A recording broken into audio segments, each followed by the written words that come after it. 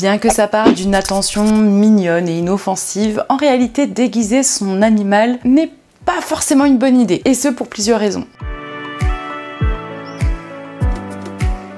Contrairement à nous, les animaux ne sont pas habitués à porter des vêtements. La texture, le poids et la coupe des vêtements peut les gêner dans leurs mouvements, ce qui provoque un sentiment d'inconfort. De plus, ça peut affecter leur capacité sensorielle, que ce soit des chapeaux ou des masques qui vont venir obstruer la vue, l'ouïe ou l'odorat, qui sont des sens essentiels pour eux.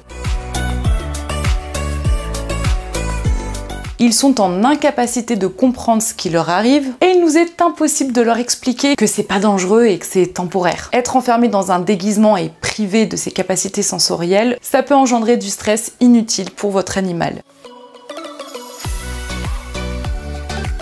Les costumes peuvent aussi nous empêcher de voir les signaux de détresse envoyés par l'animal. Et donc le danger, c'est que ce dernier, désespéré à l'idée qu'on ne comprenne pas les signaux, devienne agressif dans un moment de panique. Donc un chat peut vous griffer et un chien peut vous mordre, par exemple.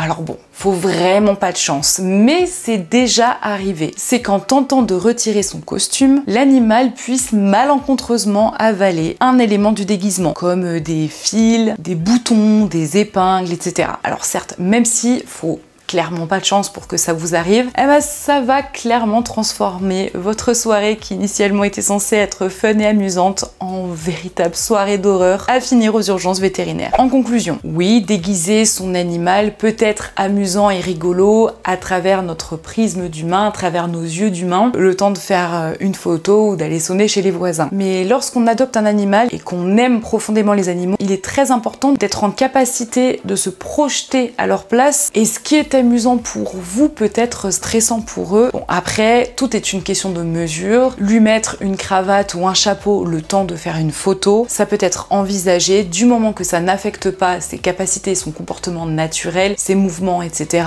Mais si à un seul moment, le langage corporel de votre animal semble montrer qu'il est mal à l'aise, alors ne forcez pas, n'insistez pas, et laissez-le tranquille, leur bien-être avant tout. J'espère que cette vidéo vous a plu et on se retrouve la semaine prochaine pour une toute nouvelle vidéo à Sur au poil.